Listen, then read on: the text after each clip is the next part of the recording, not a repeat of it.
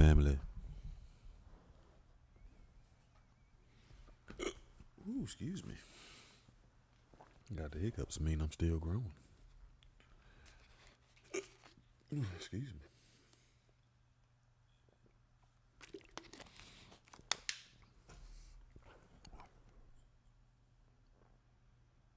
Cut that down. Get this party started.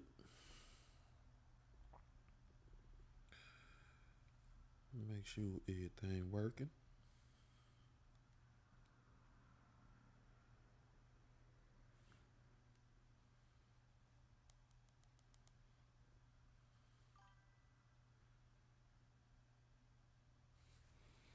All right, we should be in business now. So glad to be back with you.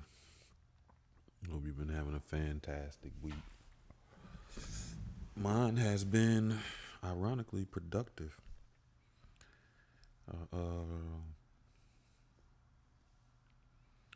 Been putting some finishing touches on 7 Spaces of Healing, my book. So I feel like by next week I have everything done, and it'll be on sale if it works the way I want to. Well, scratch, cause I'm gonna ask the family what y'all think for book cover. Well, I think I'm gonna do it as a poster.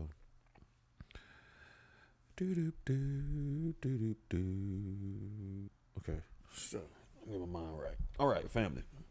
Welcome to Soul Swami Live Thursday night book club. So glad to have you here again. I hope you've been having a fantastic week. Like I said, mine has been ironically productive, but it's a good one. I'm a little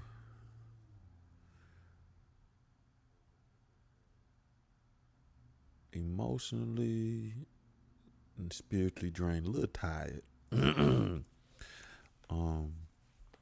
One of my brethren, I've known him since I was probably 13 years old, had a ceremony for himself in which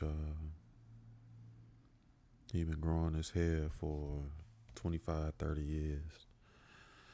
And my man decided today was the day for a change of gear. And that was a great experience to be a part of. It was an excellent example of letting go, even some of the things that you've had for a long time, as you move forward into the next phases of your life. What's going on with Twitch? As you move forward to the next phases of your life, everything ain't gonna make it with you.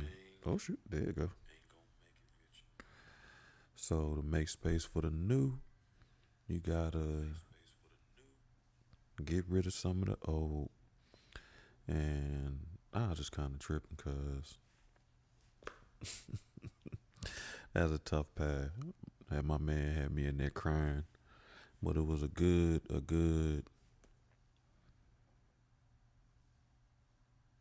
releasing ceremony. You know what I mean? I haven't cried for someone else in a minute, but I knew it was a lot of healing and a lot of release, and it was a bunch. It was a great thing to be a part of, and a great thing to participate in. You know what I mean? I was thankful that he thought of me.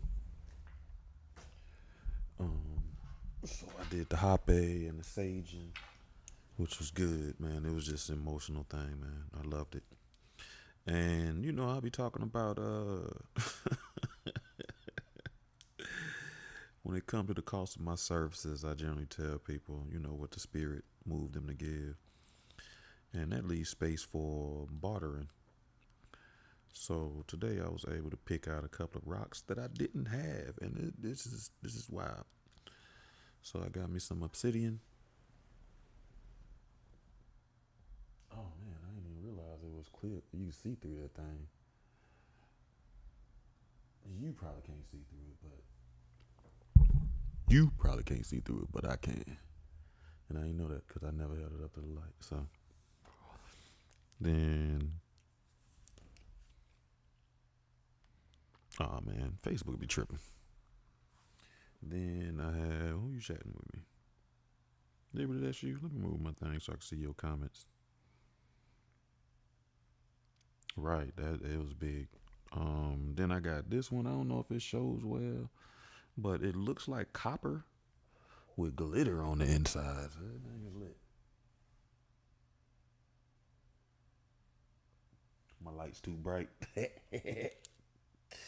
I love it. Oh God, I don't even have that light in there. I wonder if it'll make a difference. And I don't even know what this is, so I'm gonna have to look it up, do some work, and figure out what it is. And I have been looking for some lapis lazuli. Well, I haven't been looking for it because I found it. I just been dragging my feet on purchasing it, and maybe that's the reason why, man. Because it was opportunity to get one from a brethren. So I got some lapis lazuli, which is blue. It's a little dirty, but it's rocks. So rocks is dirty. I'm gonna probably put these in the bag and let them ride in the whip.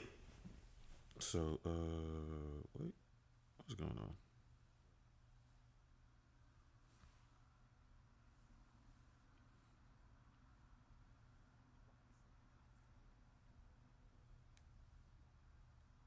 There we go. Facebook be giving me headaches. Not headaches, but it just be giving me problems. So, back, to stop my side notes. Just sharing with my day. But, doo-doo-doo.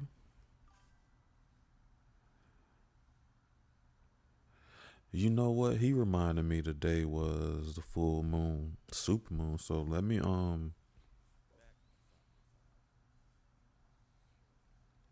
it's a good idea. I think I'm gonna put several of them out there. These that I got on the table back here. Yeah. Thanks for mine. I don't know what I'm gonna put out there. I got a little table out there too, so they'll be excited. I got a bunch of rocks, so I'm about to cover that table up. So thanks for what? Hey, Facebook was like, your video was over, son.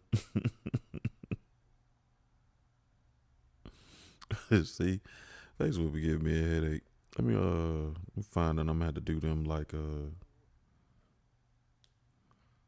yeah, Facebook definitely ended the live. Yeah, they did that last week. Somebody else said Facebook was having an issue too, so I'm not gonna stress myself about it at all. Cause if Facebook giving you a problem, you got Instagram, you got I don't even know. Um, you got Instagram, you got Twitch. I really want you on Twitch, so go over there. Well, you know, Facebook always be kind of sketchy. It don't work the way it's supposed to. But you don't always get to see the issues that Facebook is because they really show up on Instagram. I be feeling bad for the people that join on Instagram, but I can't control them. So since Instagram and Facebook connected, they probably both drop. But you gonna get your best views off of YouTube or Twitch, and I like Twitch because you earn points. And when I start trying to do giveaways or raffles with the book, then having points is fantastic. Yeah. So let me get focused again. Those my rocks. All right. So generally, what we do here is we discuss all things healing. That's the Soul Swami channel. Tuesday night show is specifically about healing. We have conversations. We do homework. We learn new information. We do all types of stuff. We just wrapped up finding our blessing, was making a connection from our generational curse to our wait a minute. Oh, generational blessing. So that's the lit thing about that. And we have tonight book club, which is a spinoff of our Tuesday night show, in an effort to allow us to reconnect with the child in us by allowing somebody to read to us. That's what this show is about. Generally, at the beginning of every show, we do some energy work. We do some sound. We have an energy point. The lights always do it. We do visualization and breathing. And if you weren't here Tuesday, this week we are on the heart. The heart is the energy point for your love, your compassion, your empathy, your kindness, and your acceptance. Specifically, I said acceptance like that because it just made me think about really accepting yourself. Right. So today was big on that. The element is air. So the things you say, your breath work, all that stuff does great work on your heart. If you are in the color therapy, the color is green, hence the green lighting. So if you want to do some heart work, you sit in some green light, eat some green food, wear some green clothes. They also say green is the favorite color of geniuses. If you are into essential oils, you want to think rose, jasmine, geranium, flower scents. Those are pretty good with that. And if you are in crystals and gemstones, you want to think emerald, jade. I got my jade roller back there. Green calcite, rose quartz. I had that today. I let my man use my rose quartz. It was a good job, good thing. Even his family like, that's a good choice. It was. That's the one when I do work. I just be having my love rock in my pocket. As a matter of fact, it's my anchor. So when I take trips too, I be having my love rock everywhere I go. So I make sure I don't get too far. So whenever I need to get grounded again, I can touch my rock. Right. So right now we'll start with a little bit of sound. I got my rain stick too. I was thinking about that, but we'll see.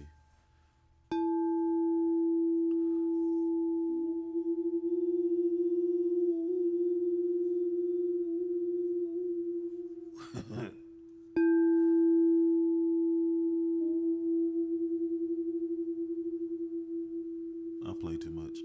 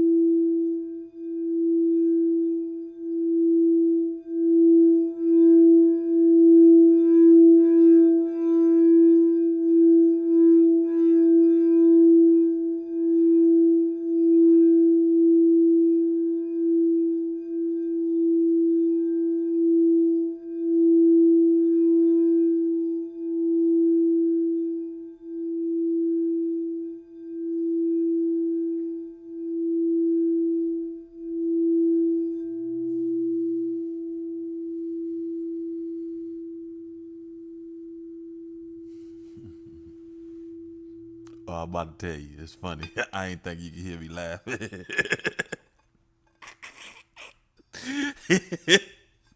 Forgive me. Oh God, I figured that thing was so loud you couldn't hear me laugh. I was laughing to myself. So you know, I talked about my guilty pleasure, the Kendra G show, and I seen this girl, which is funny because that's what that bowl is set to this frequency.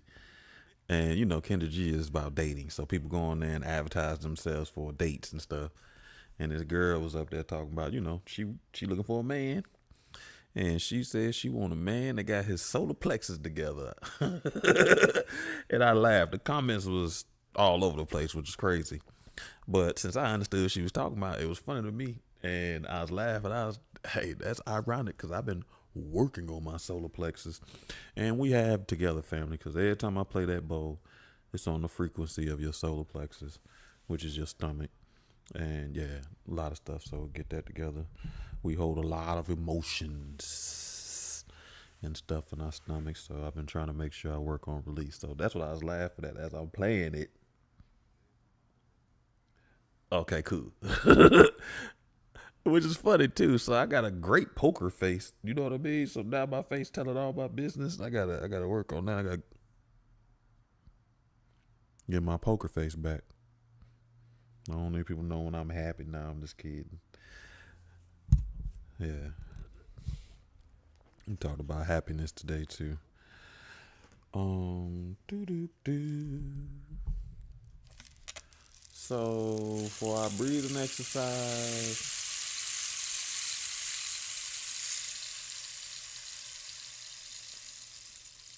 let's do 478. That should be lit. 478. Yeah, I think we might have did what I needed. Or I might need one more time. Um, where I got enough active watchers on Twitch so we can open it up. Yeah, we're gonna do 478.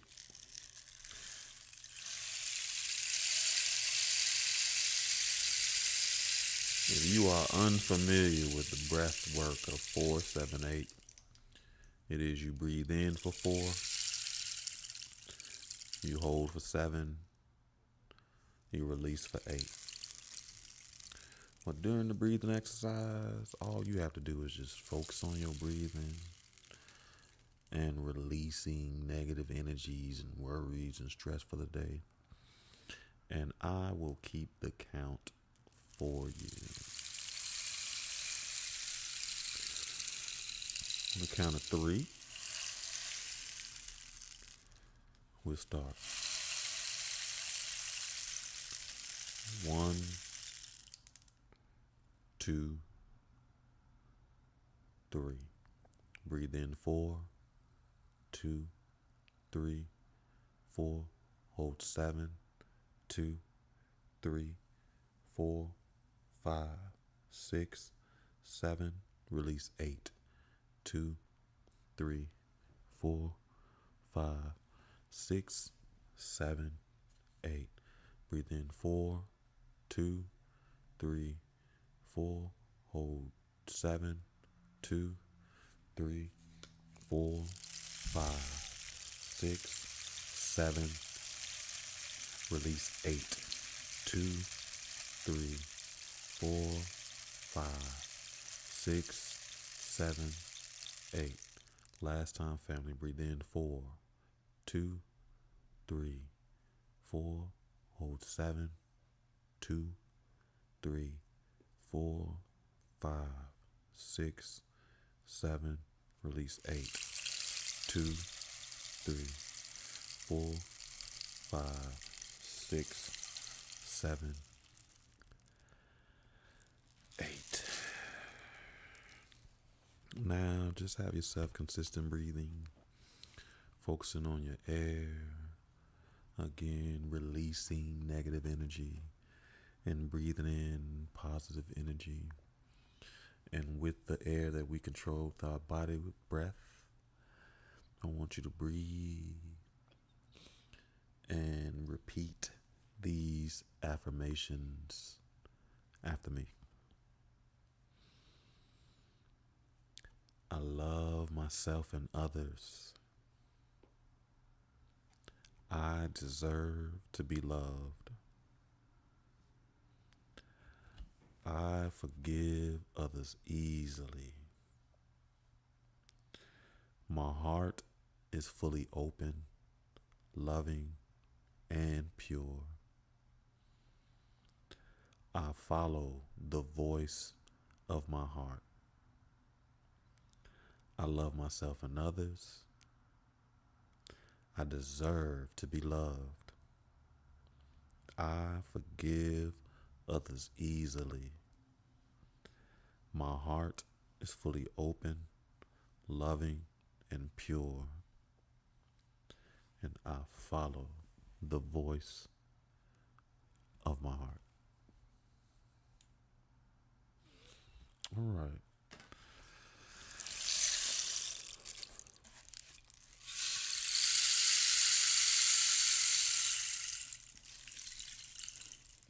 All right, now don't be over there singing when I get to reading. The last time we had to stick out here, that thing start in the middle of us reading. Oh, boo. My tablet died. I don't even know where we at in the story. Where we at in the story, Liberty? I know you know. You might not. Let me not put that pressure on you. You might not know. What's happening? They went to their son's house. Those biker dudes broke in while they were there. They beat one up bad and took the other one with them. And he fought for his escape. And when he fought for his escape, they went ahead and let his clock count down. Then they put him in the wood chipper. Got him wood chipped up. And got rid of him. Yeah, that's what that's where we at today. And his secretary, who's never on time, came in early today while he trying to clean out the wood chipper. And we on chapter 19. No, come on now. I don't know nobody gonna hear all that. Cut you down. Oh shoot, don't do that. Hey man, didn't I just say don't nobody want to hear all that? Yeah, chapter 19. Oh my God. Hold on.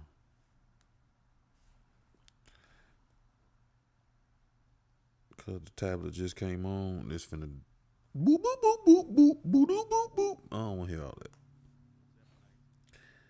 Silence. Silence, punk. You don't know that voice. That's Dragonfly Jones.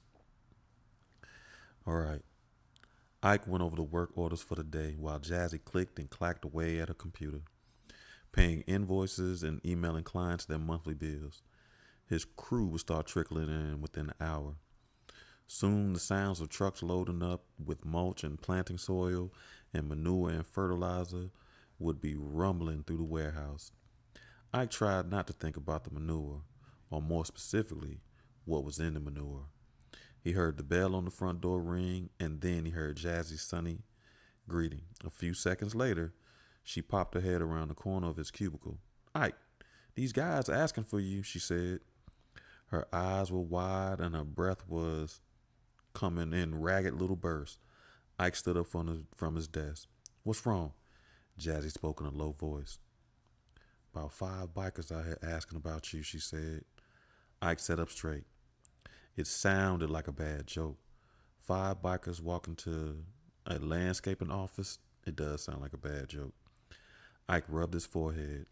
Last night, he and Buddy Lee had a run-in with a couple of boys that had that peckerwood look all over them.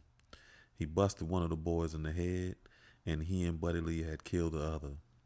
Now some bikers come strolling in his shop. The kid had said he had been hired to look for Tangerine. That's still a wild name. What if the bikers had been the ones that hired him? Ike had told Buddy Lee they weren't detectives, but you didn't have to be Easy Rawlins to put this together. We should have took the other boy too, Ike thought. Tell them I'll be out in a minute, he said. I can't tell them you ain't here, Jazzy said. No, that's okay. Let's see what they want, Ike said. He walked around his cubicle and headed for the lobby. As he was on his way, he grabbed a machete off the wall. 5 men in leather vests and various degrees of astuteness were standing in the lobby. A couple of them were reading advertisements on the wall. 2 more were standing in the door. A big blond man with a wicked scar on his chest that cut through his beard was leaning against the soda machine with his heavily tattooed arms crossed. Ike placed the machete on the counter. Can I help you? Ike asked. The blond biker picked himself off the soda machine. He glanced at the machete, then smiled at Ike. His teeth were crooked, and he was missing matching incisors. Well, that depends. We're looking for a friend of ours, and I think you might know where he is, the tall blonde said. The pale scar on his face wound its way down to his chin like an EKG pattern. The vest he wore had a patch over the heart that said President. The other 4 men came up and stood next to him. The one to his left had a patch that said Sergeant at Arms. He reached for a small of his back and pulled out a metal pipe. There was electrical tape around one end. The other 3 men pulled out their own homemade weapons. One had a chain and a padlock on the end. The other 2 had sawed-off pull cues with bright green and red handles, respectively. The one with the president patch leaned forward and put his hands on the counter. He was within arm's reach of that machete. I don't think you have any friends here, Ike said.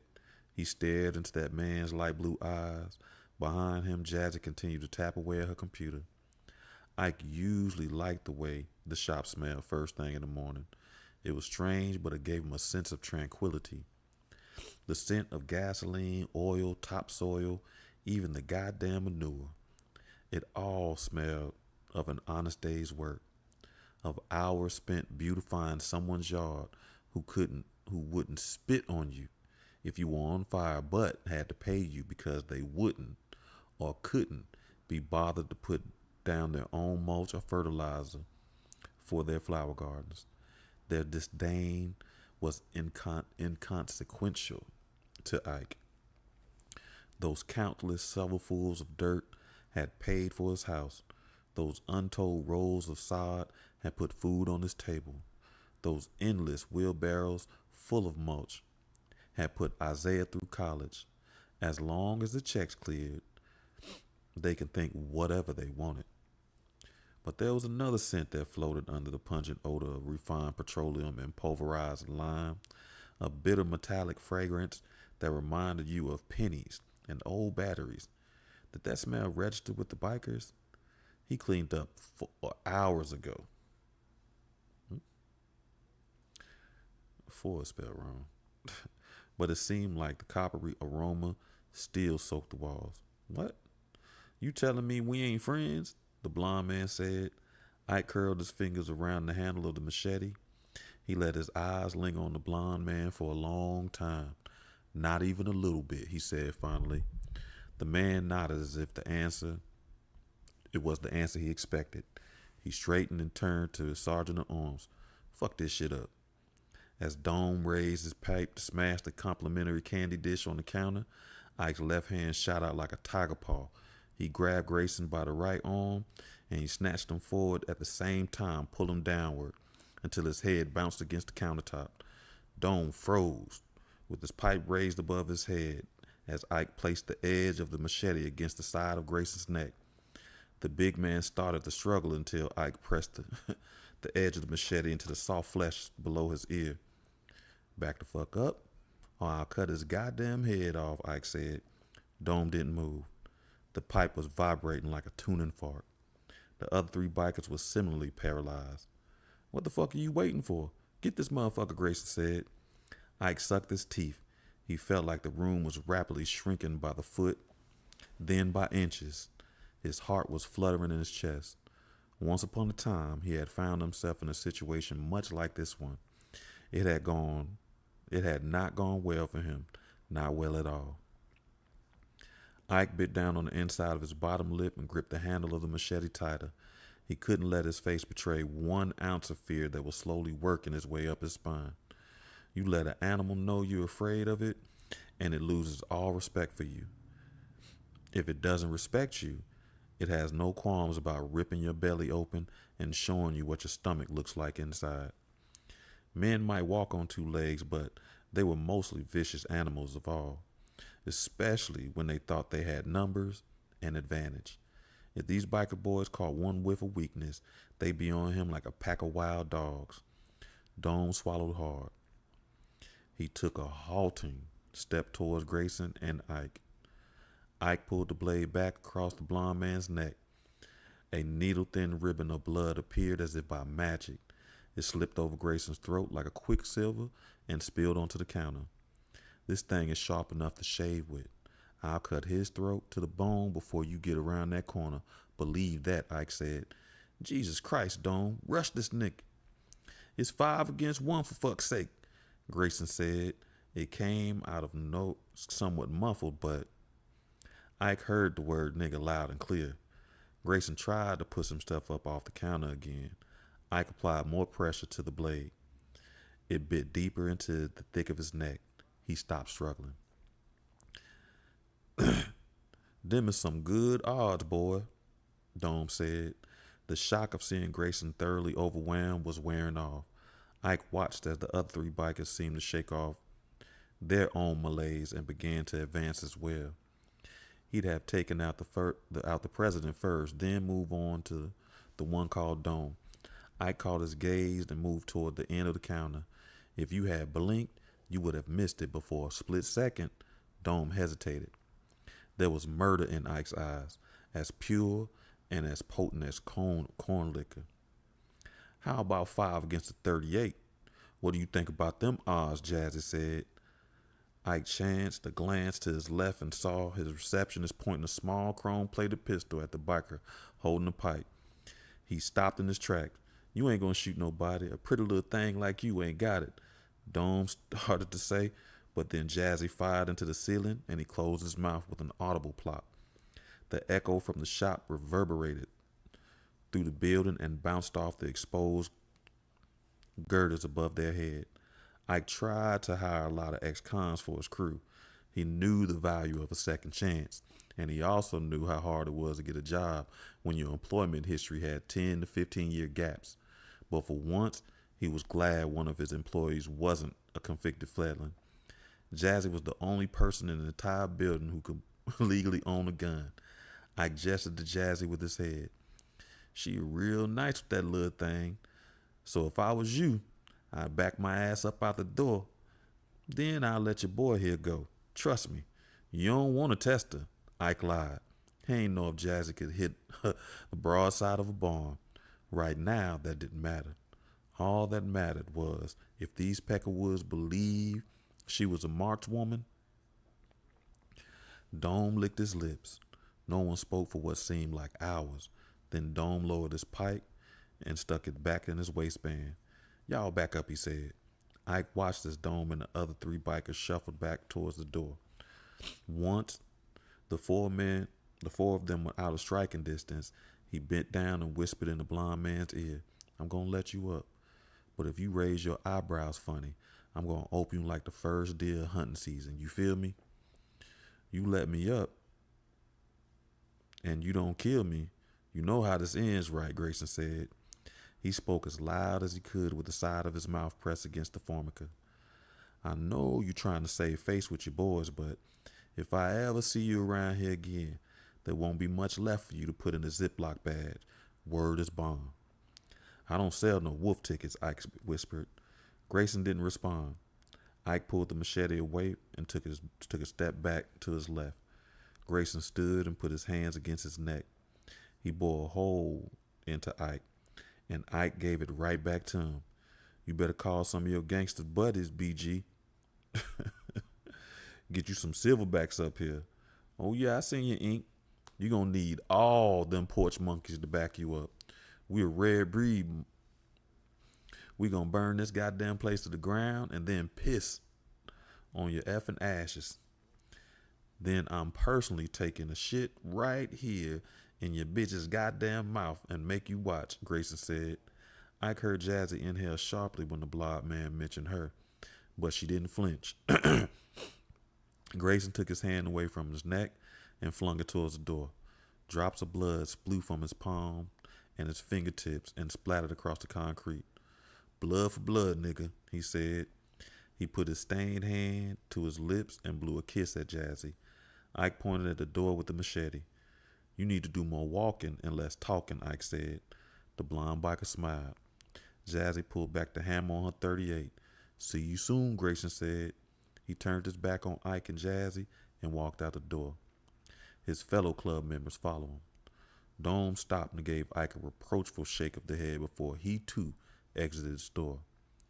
Once he heard their bikes fire up, he put down his machete. He could hear Jazzy making wet, keening sounds. The gun in her hand began to tremble. Jazz, give me that gun, Ike said. Jazzy didn't acknowledge him. So Ike gently plucked the pistol from her hand and eased the hammer forward before shoving it in his pocket. Jazzy stood next to him with her arms still stretched out. Jazz, they're gone. They're coming back, ain't they? I don't know, Ike lied. I think I'm going to throw up.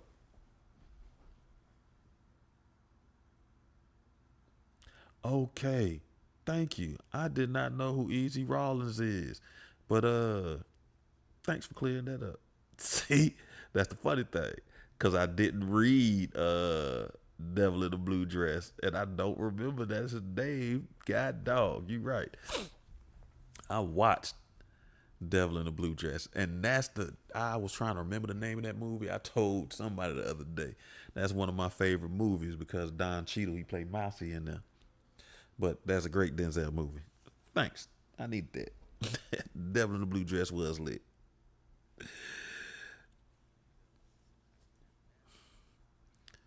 I think I'm going to throw up, Jazzy said. Before running to the back, Ike went to the front door and locked it. He closed his eyes and put his hand against the cool metal surface to steady himself. There was a moment last night between him and Buddy Lee unrolling the rug, but before they grabbed the hacksaws, that he thought that might be it. He thought maybe they can grind that boy up and it would fill the festering black hole in their hearts. For an instant, he thought they could just tell themselves he was the one who killed their sons. Let that be the end of it. Let them go back to what was left of their empty lives with their knowledge they had evened the scales. And that was bullshit. He knew that now. There was no turning back. There was no path that led anywhere except down a long road as dark as your first night in hell and paved all along the way with bad intentions. They can call that the road to hell is paved with good intentions. They called that what they were seeking justice, but that didn't make it true. It was unquenchable, implacable vengeance.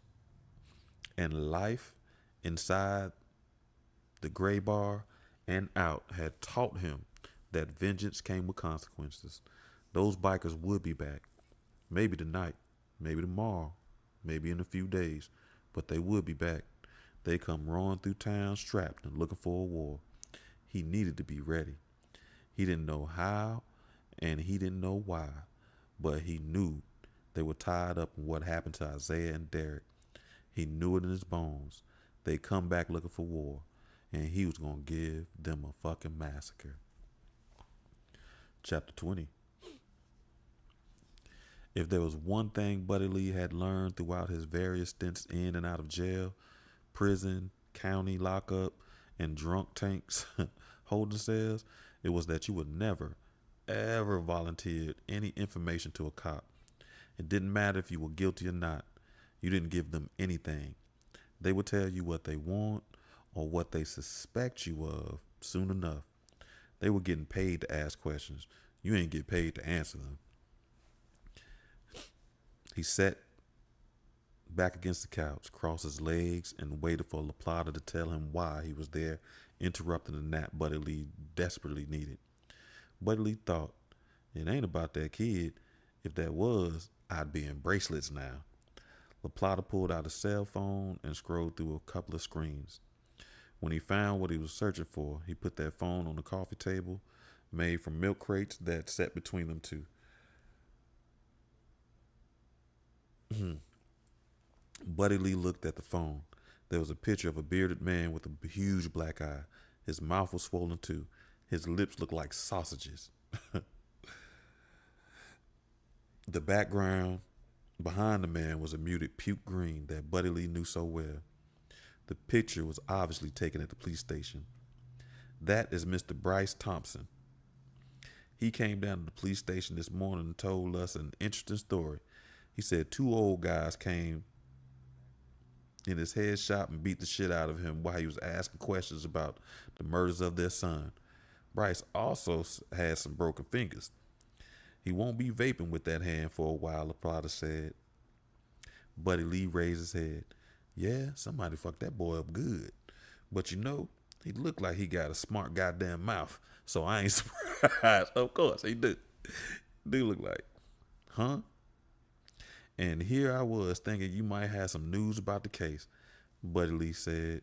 LaPlata placed his hands on his knees. Let me be real honest with you, Mr. Jenkins. Off the record, I get it. You had a rough relationship with your son because he was gay and you couldn't handle it. Now he's been killed and you can't fix things with him, so you want to fix the people who did it because you don't think we're moving fast enough. I understand how you feel, but here's the thing. We can't have private citizens running around trying to get retribution. That's how people like Bryce here get hurt. Don't nobody care about Bryce getting hurt. That's how I end up having to arrest you and drag you downtown. I don't want to do that, Mr. Jenkins, but I will. People can't take the law in their own hands. That's how we get anarchy. And by the look of the bruises on your face, you've engaged in some anarchy recently. You really believe that, don't you? Buddy Lee asked. Yes, I do. Buddy Lee scratched his chin. You keep saying you understand. You got kids, Detective LaPlata? I got a boy and a girl. And before you ask, if someone hurt them, I'd want to find the bastards and kill them slow. But I wouldn't. Because I trust my fellow officers to find the people who did it and handle it the right way, LaPlata said. See, that's where we're different. You saying that because it ain't happened to you. And I swear to God, I hope it never does. But until you sitting on this side of the table, I'd appreciate it if you stop saying you understand. Now, I'm no lawyer, but I'm thinking if you had more than the word of a boy, what you say his name, Bryson? Bryce, LaPlata said. Yeah, Bryce. I'm thinking if you had, say, some videos of who beat his fucking teeth in, well, you'd be arresting me right now. But you ain't because you don't. Now, if you don't mind, I'm pretty damn tired and I'd like to get some sleep. Hey, Miss Jenkins, I'm sincerely sorry for your loss. I don't know how it feels, but I can imagine. Because if someone hurt my kids, I'd fucking lose my mind. But let's make sure we got one thing straight. I'm giving you an out here. This is your one-time stay out of jail free card. Yeah, it's your and Mr. Randolph's word against Bryce here, who is, in fact, a little shit. His two associates can't seem to remember who came in and put the hurting on him. So I'm letting this one slide. I've driven 60 miles outside of my jurisdiction to give you a warning. Next time, if there is a next time, I'm hauling you downtown and I'll get the judge to set bail just high enough it'll keep you in jail until we finish our investigation. We clear about that? LaPlata asked. Like I said, officer, I'm about to be dead to the world. So if you could excuse me, I've got a big night ahead of me laying there thinking about my boy and how I can never fix things with him. He's so messy. Buddy Lee said.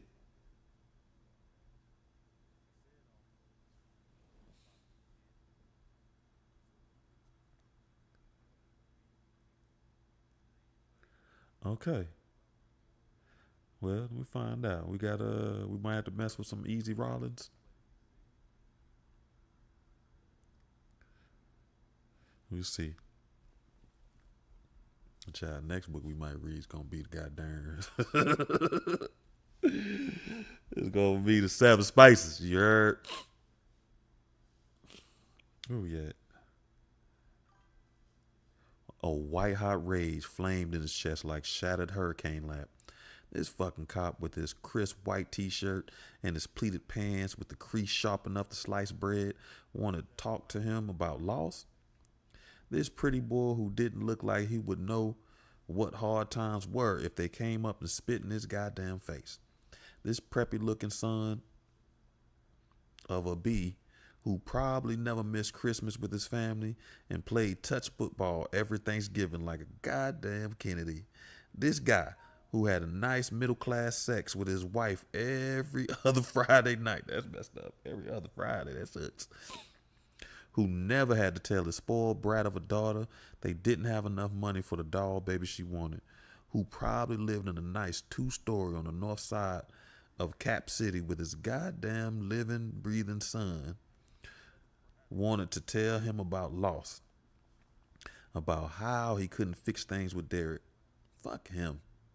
F him and his happy Norman Rockwell bullshit life.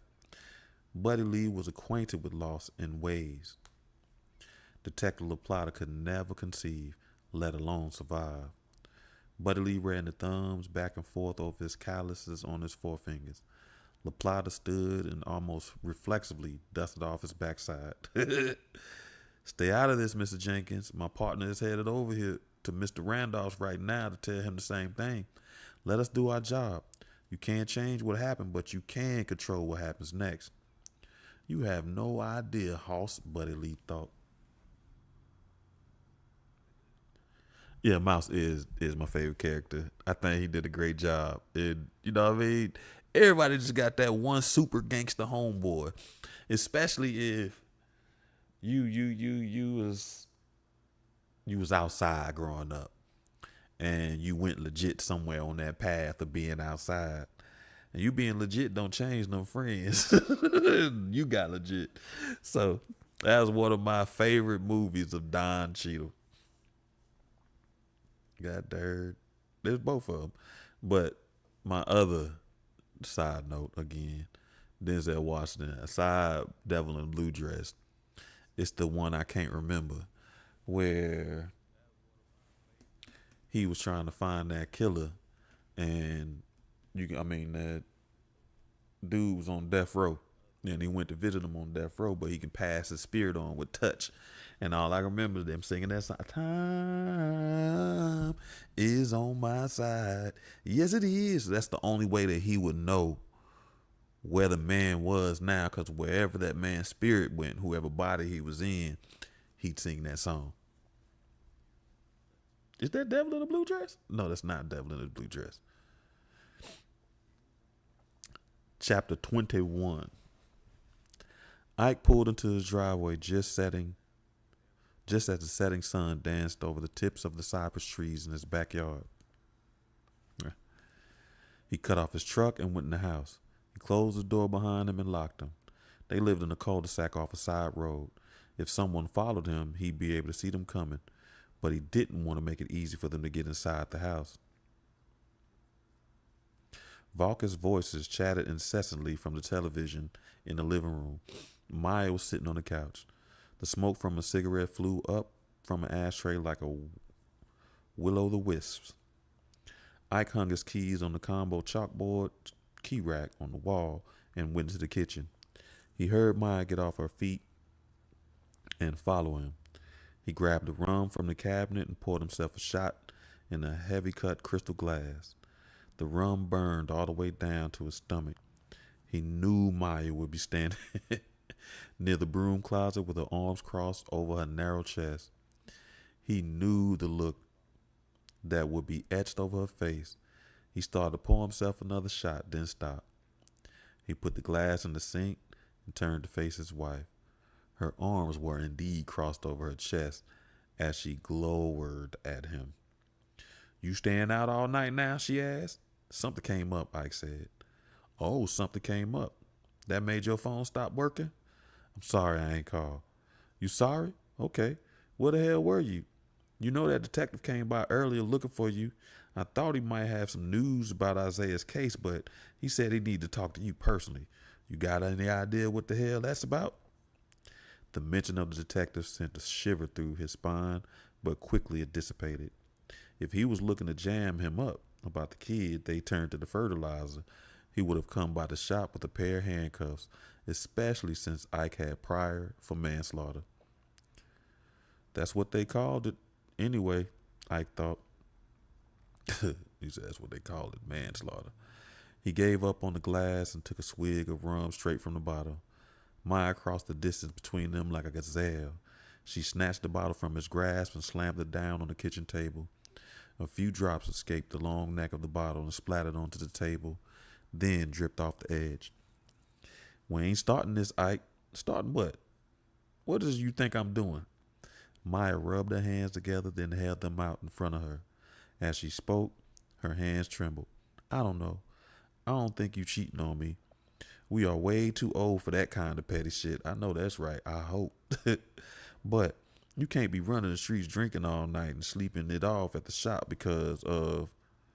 She trailed off in a sob. "I wasn't drinking. Not last night. And Red Hill ain't got no real streets. Just a lot of roads that don't go nowhere," Ike said like in a husband tone. A hushed tone, excuse me. "I can't take it, Ike. I don't want to get a call about them finding your body after your truck done run off the road because you drunk. I'm barely holding on as it is. If it wasn't for Ariana, I wouldn't even get out of bed in the morning. She's the only thing that matters now, and I can't do it by myself. I can't raise her alone, Ike. I did that with Isaiah, and I just ain't got the strength anymore," Maya said. Tears ran down her face. Ike started to put his arms around her, but she flinched. He stopped. I know it was hard when I went away. You raised him right while I was locked up. You made him a better man than I'll ever be. But this ain't the same thing. It ain't nothing like it was before. And Ariana ain't the only thing that matters now." I know that's right. You gotta remind her. "Don't we matter just a little bit? What we had, you and me, don't matter to you at all?" He didn't intend to speak about them in the past tense, but the words flew out of his mouth like hornets riled up from their nest. Maya didn't seem to notice. "You know it does. Sometimes I can't tell," Ike said. Maya wiped her face. "How can you say that to me? I love you, Ike. I've loved you for longer than I can remember. But our boy is dead, and I can't wrap my mind around that. I keep trying and trying, and then I look at Ariana, and then I see so much of Isaiah in her till I almost can't stand." Wait a minute. Where they get this baby from? Because I guess you feed them long enough, they start to look like you. Because I know that was two men, and neither one of them can be pregnant. So that was very interesting. "It hurts so bad, Ike.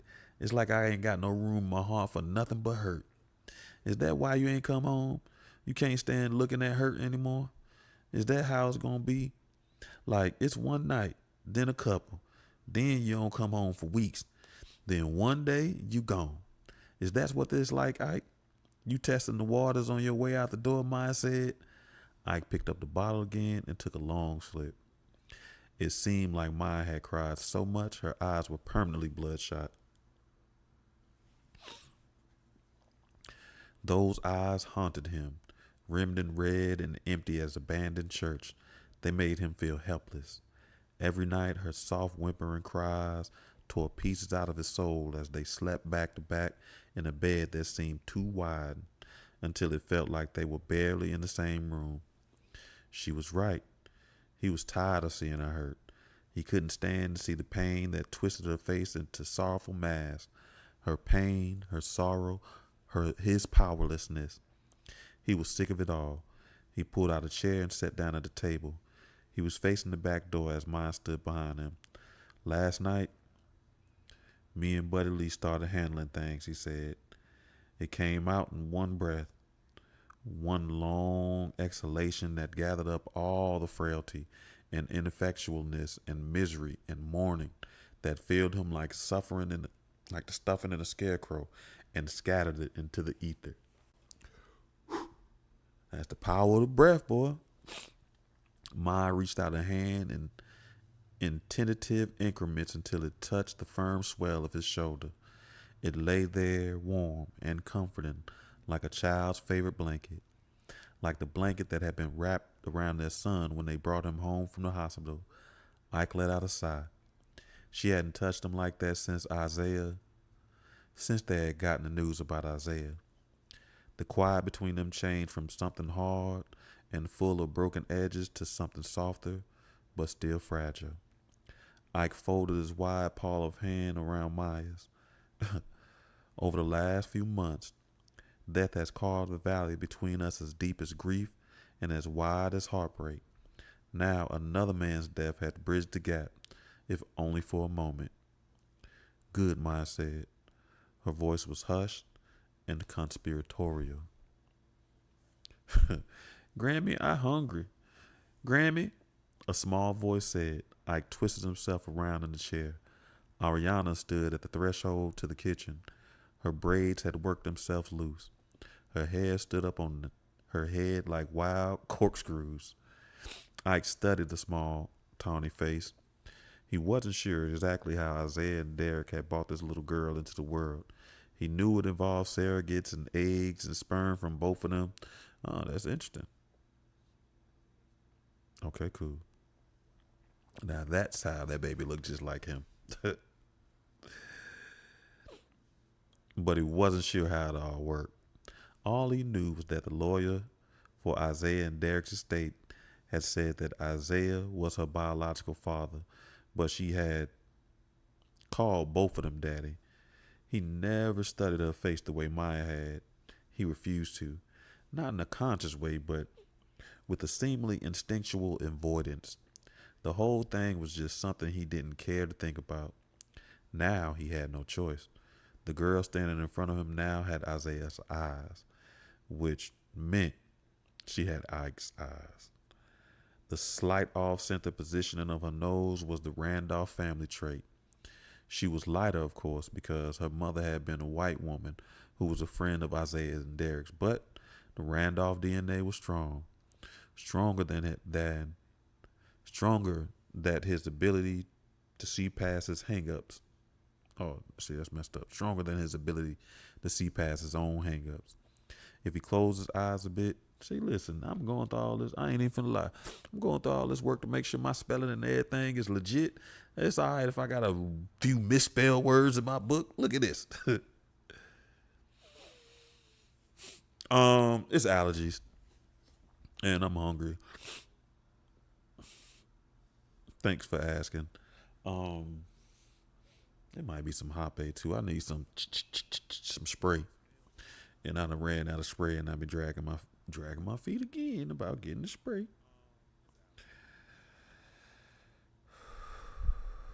If he closed his eyes a bit, she was Isaiah, 2 years old, holding up his arms and squealing, "Up, Daddy, up," as he waited for Ike to grab him and spin him around the room like a living carousel.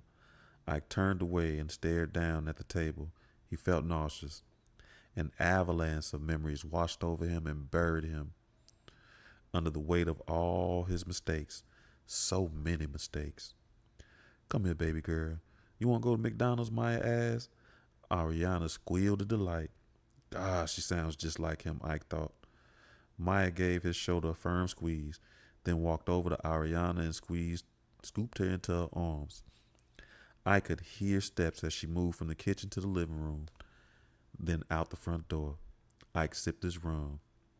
He wouldn't tell Maya anything else. She didn't need to know about the bikers or this tangerine they were going to try to find. Right now, all either one of them needed was this. Ike heard Maya's car start. What that little girl needed was 2 people to raise her who could look her in the face without falling apart. Ike put the bottle to his lips but didn't take a drink. Instead, he got up and put the bottle back in the cabinet. Buddy Lee was an alcoholic, but at the rate Ike was going, he wasn't far behind him. Ike's phone vibrated. He took it out and checked the screen. Speaking of the devil, he touched the answer button. Hey, Hoss, Buddy Lee said. Hey, we need to talk face to face, Ike said. Okay, it's cool to meet at your shop. No, come by the house. I'll text you the address. I know that's right. Buddy Lee coughed. Everything all right, he asked. I'll tell you about it when you get here. He ended the call. Yeah, fuck it. We're going to read another chapter. Chapter 22.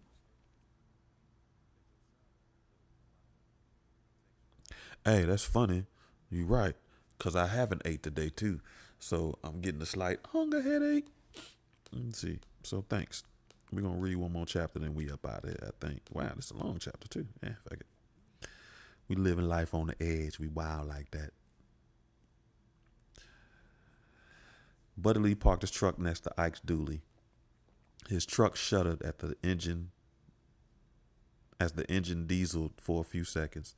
Buddy Lee got out and let the truck shimmy and shake as he walked to the front door. He took a quick glimpse at his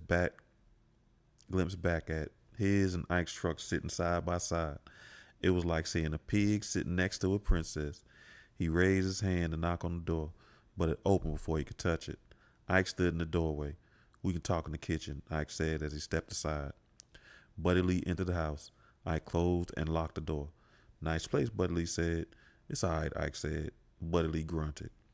I got milk crates for a coffee table. This is more than all right, Buddy Lee said. Ike pulled out a chair, gestured for Buddy Lee to sit and do the same. You got anything to drink around here, Buddy Lee asked. I thought you said you wasn't going to drink while we did this, Ike said. Buddy Lee ran a hand through his lanky hair. We said I'd cut back. Trust me, I'm working on it. We alone, Buddy Lee asked. Yeah, Maya took Ariana to get something to eat, Ike said. Buddy Lee nodded his head. I guess you want to talk about Officer Friendly coming by, Buddy Lee said. Ike leaned forward across the table on his forearms. The cops came to see you? Yeah, I figured that's what you were talking about on the phone. What? They didn't come by and see you, Buddy Lee asked. I wasn't here. Well, shit. Now I feel discriminated against. Buddy Lee, you a mess, man. You ain't no damn discriminated against.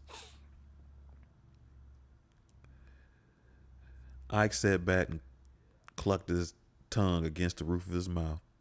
Anyone ever tell you you play too much? He do. He all the time. He just be wilding out every day of the week and twice on Sunday. Wait, what was the thing you wanted to talk about, Buddy Lee asked. We'll get to it in a minute. Tell me what the cops had to say. I know it wasn't nothing about the boys, Ike said. There was a hard edge to his voice that Buddy Lee had heard in the head shop when they were snapping the hipsters' fingers like breadsticks. A cold flame that burnt up the oxygen in the room and dropped the temperature by 5 degrees. Buddy Lee ran a hand through his hair. Well, I suppose the good news is it ain't got nothing to do with our friend from last night. And you right. It wasn't about the boys either. One of them punk ass Smith brothers looking fuckers from the head shop. Oh man. Went to the police station on his unicycle. He's stupid. Buddy Lee said. Ike cocked his head to the side. He say he was pressing charges, Ike asked. Nah, his two comrades are too scared shitless. They ain't backing up his story. And the place don't have no video cameras. So we should be all right there. But Detective Egg Roll told me if he hears about us kicking in any more millennial ass, he's going to put us both in a holding cell till daylight savings time is over. Ike frowned. Why you call him Detective Egg Roll? What? It's just a joke. You know, because he's Chinese, Buddy Lee said. I don't even think he's Chinese. I swear you white boys got jokes for everybody, but if I said your family tree ain't got no branches, you be ready to fight. Shit, nah. I got an uncle who's my cousin, Buddy Lee said. Ike rolled his eyes. I'm joking. Everybody too damn sensitive these days. We ain't sensitive. Back in the day, nobody could say shit, or one of your uncles would have tried to hang us from the tree. Now I can tell you kissed my entire ass, Ike said. Buddy Lee scratched his chin as he considered Ike's abbreviated history lesson. All right, I'll give you that. But let me ask you this. You extending that courtesy to people like Isaiah and Derek too? Could they have told you to kiss their ass, Buddy Lee said. Ike shifted in his chair across his arms. He didn't answer Buddy Lee's question. Be careful you don't hurt yourself falling off that high horse, Ike, Buddy Lee said. He let out a long brand laugh that didn't stop until he started hacking. I got up and got a bottle of water from the fridge. He tossed it to Buddy Lee, who, despite coughing like a 73 gremlin with a bad valve, caught it definitely with one hand. Buddy Lee killed the water 2 gulps and tossed the empty bottle back to Ike.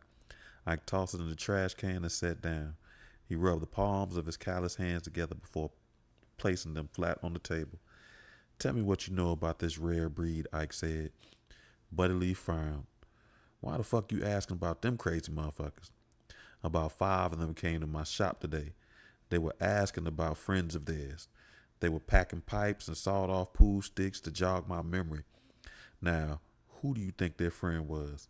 I give you 3 guesses, and the first 2 don't count, Ike said. Buddy Lee let out a long whistle.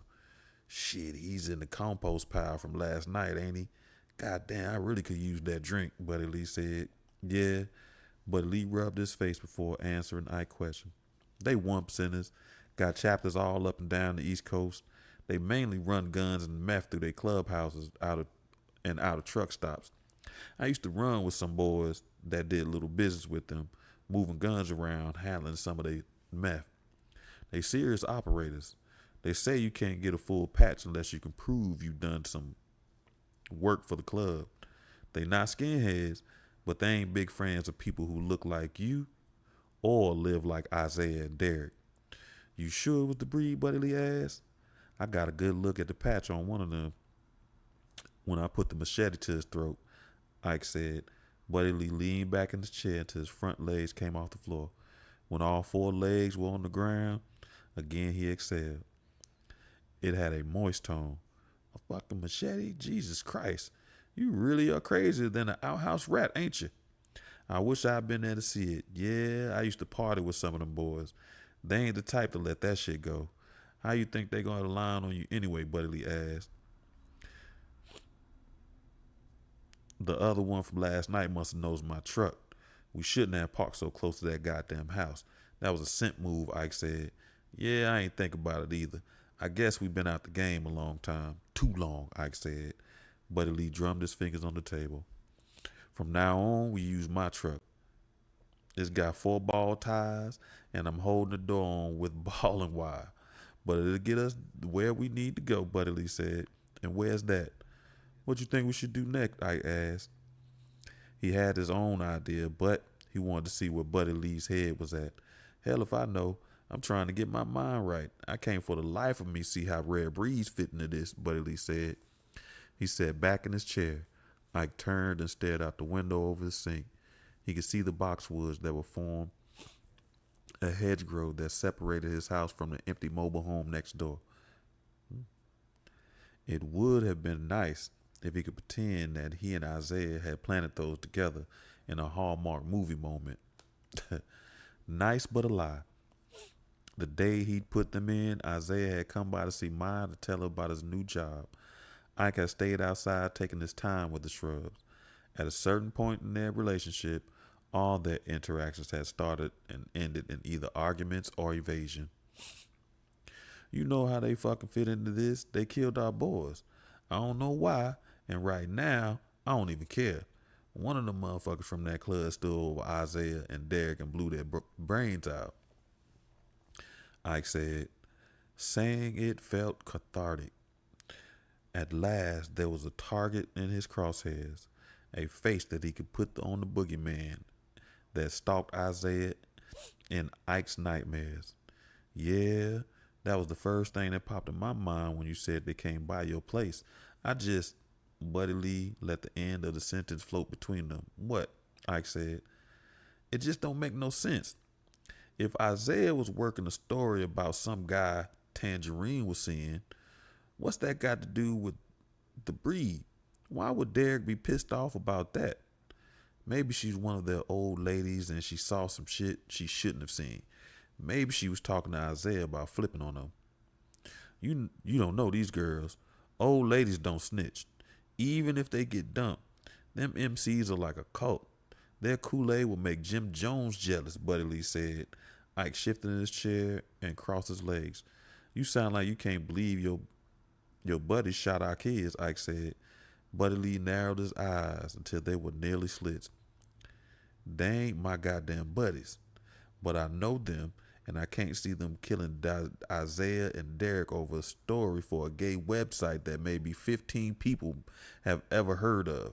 Plenty of magazines and newspapers and shit have done write up about the breeds. Hell, they got some of the headlines framed in their clubhouse. I just can't see Derek getting all bent out of shape because Biker's old lady got dumped. Buddy Lee said. Ike put his forefinger to his lips. What if this married guy who dumped her wasn't a part of the club, Ike said. I don't follow. Come on. We both know guys from these clubs inside and on the streets. They do a lot of freelancing. What if the guy who dumped her put them on her and the boys?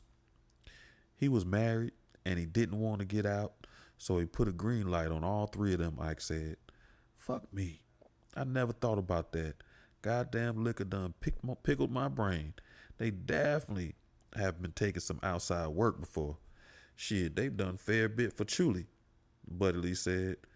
One of them pulled the trigger, but somebody else gave the word, Ike said. Yeah, I'd say that about sums it up, Buddy Lee said. For a few moments, whatever words they thought about speaking evaporated in their mouths. The ambient hums and groans of the house filled the spaces between them. They won't never, my friends, not really.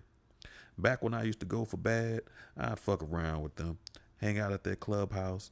They always had a lot of women around, and I've always been a fool for a pretty smile and flexible morals. We had a lot of fun with them boys. That don't matter now. I find the ones who put our boys and I paint the inside of their clubhouse with their brains, Buddy Lee said. His watery blue eyes seemed to glow. Ike knew what gave Buddy Lee eyes that murderous sheen. It was the rage coursing through his veins, a poison that killed off certain parts of yourself, the parts of you that made you weak.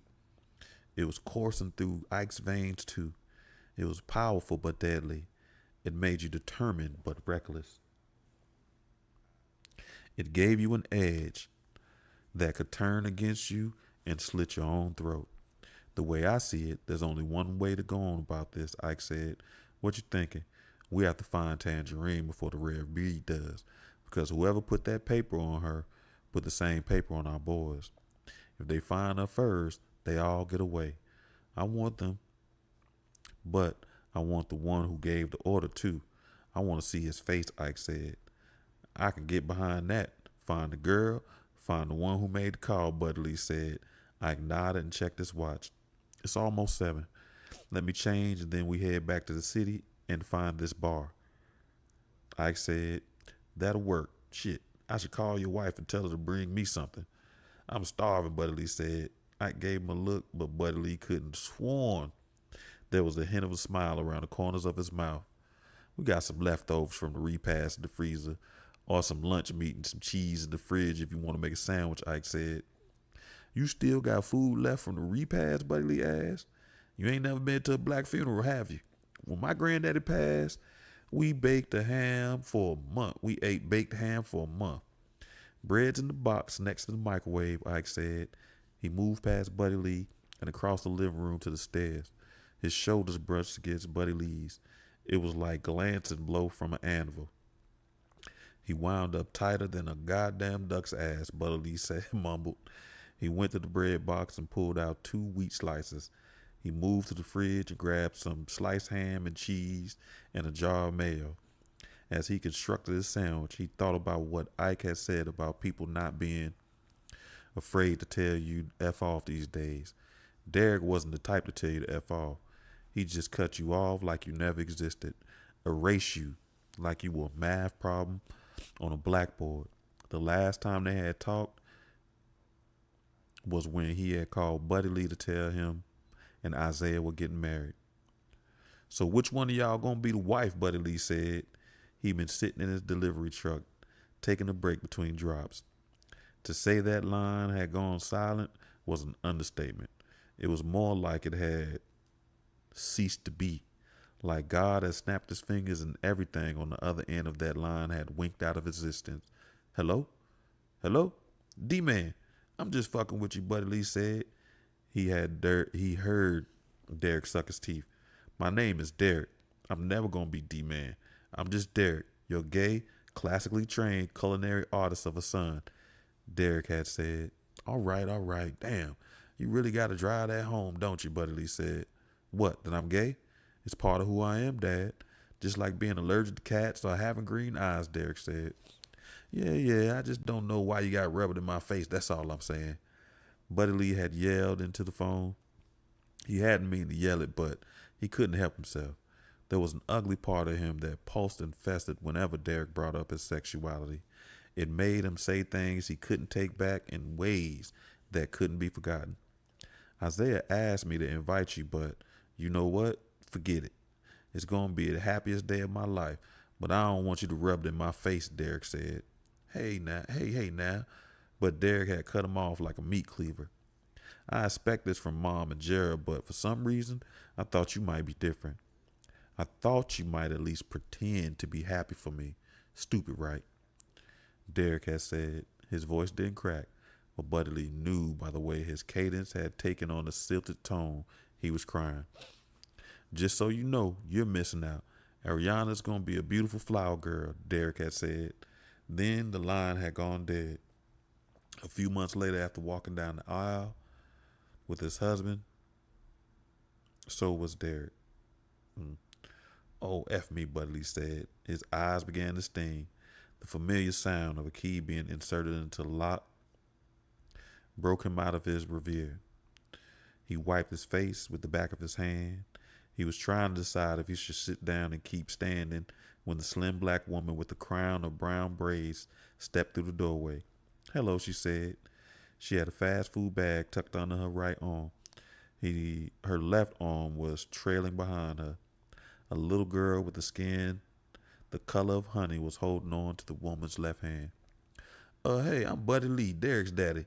You remember me from when we all was down there when they yeah, well, I'm Maya. And this little ball of trouble here is Ariana. And I don't mean this in a rude way, but what are you doing in my house, Buddy Lee? The woman asked. Oh, I was here to see Ike, but he went upstairs. The little girl peeped at Buddy Lee from behind Maya's leg. Buddy Lee gave her the two-finger salute. He felt blood rush to his face. How you doing, little Miss Bit? Buddy Lee asked. Ariana, can you say hi? This is your granddaddy too, Maya said. Buddy Lee heard the hollow cheeriness in her voice. Ariana hid her face in Maya's thigh. I met you a long time ago. Derek, your daddy brought you to see me, but you probably don't remember, Buddy Lee said. Ariana hummed into Maya's leg. She's baffled sometimes, Maya said. It's all right. I won't want to talk to me either, Buddy Lee said with a crooked smile. I'd offer you something to eat, but it looks like you already made yourself at home, Maya said. Buddy Lee was suddenly aware of the sandwich in his hand. Oh, shoot. Ike said it was okay, Buddy Lee said. Ariana peeped around Maya's leg at him. He winked at her and she giggled. It's okay. He's a guest, right? Ike said. He was standing behind Maya. Buddy Lee hadn't noticed him come back down the stairs. He was wearing a black t-shirt, blue jeans, and a pair of Timberland boots. God damn, you quiet as a ghost, Buddy Lee said. Yeah, he's a guest, Maya said. Buddy Lee shifted from one foot to the other. He waited for Ike or his wife to say something else, but it seemed like their vocabularies had both run dry. Buddy Lee took a bite of his sandwich. This kind of awkwardness made him restless. Me and Buddy Lee going out tonight. I'll be back later, Ike finally said. Ike motioned toward the door with his head. Buddy Lee slipped past Maya. Excuse me, ma'am, he said. He stepped through the doorway. Ike turned to follow him when Maya reached out and touched his arm. Be careful. Don't do nothing you can't walk away from, Maya said. Ike saw the blood-soaked tamper in his hand with the bits of skull and brain sticking out the square metal plate at the end of the handle. I won't, he lied. All right, family. that is the end of that. We will start next week with 23. I hope you have a fantastic weekend. Hope to see you here on Tuesday. I don't know what we're going to do. I think we're going to start etching out a plan for our life, trying to work that out. If you can't make it Tuesday, I hope to see you back here next Thursday for another episode of... Oh, shoot. Soul Swami Live. I appreciate your time, your energy, gratitude, and peace, family.